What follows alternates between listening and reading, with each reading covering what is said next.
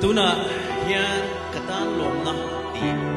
choi phai nei ma som ati na chang hian adot slok don ani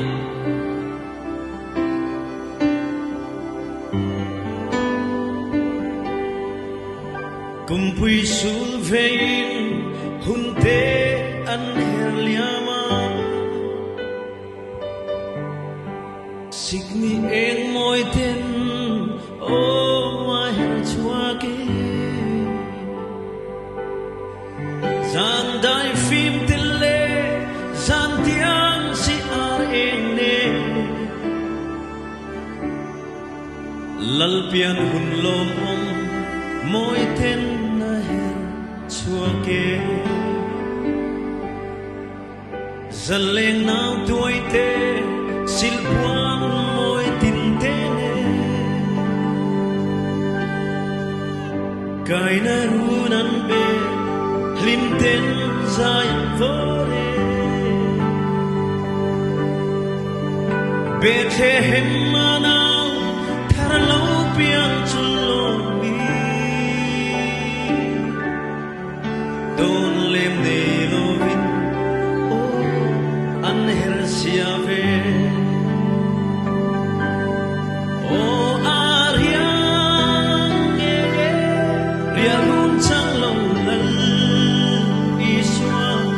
ka phal thei lo ve azana nan ke mai mo ching khuan kar la zinga mo lom tu renga nei lo ve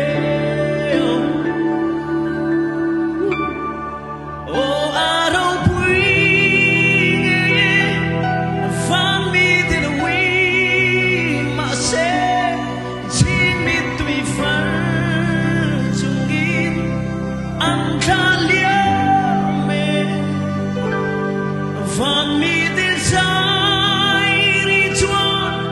Bethlehem daire a lantar lo piano tu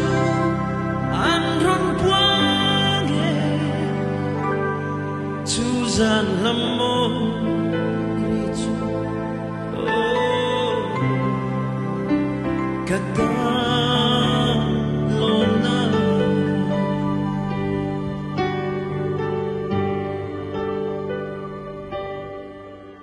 Dona tam tra na mayan ka phal thei lo valal thil lai na ti zual tu rengan mo he hun toi te hi am ten ni chenta le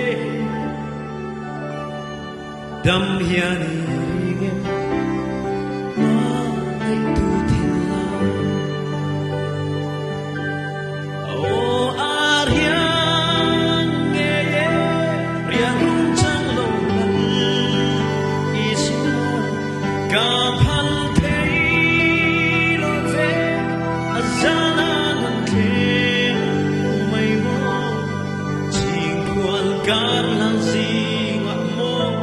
Long tu renga nei lo ve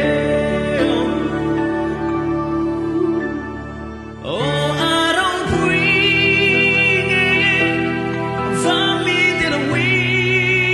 ma se chin mi tui far chu ni ang kalia me ente ariang ne ko vil suan kal pui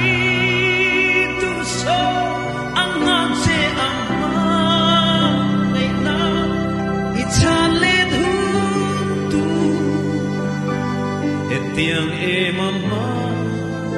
ngày na oh inar ang mo oh araw pui fan mi din a wi ma se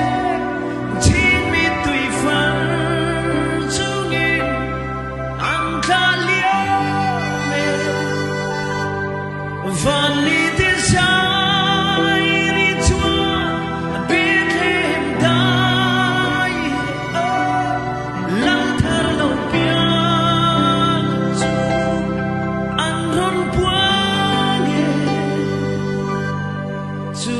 alam mo diretso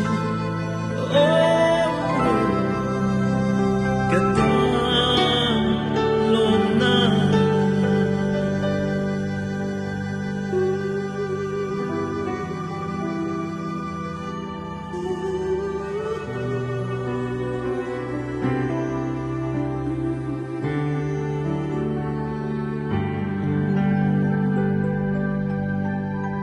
Merry Christmas, everyone.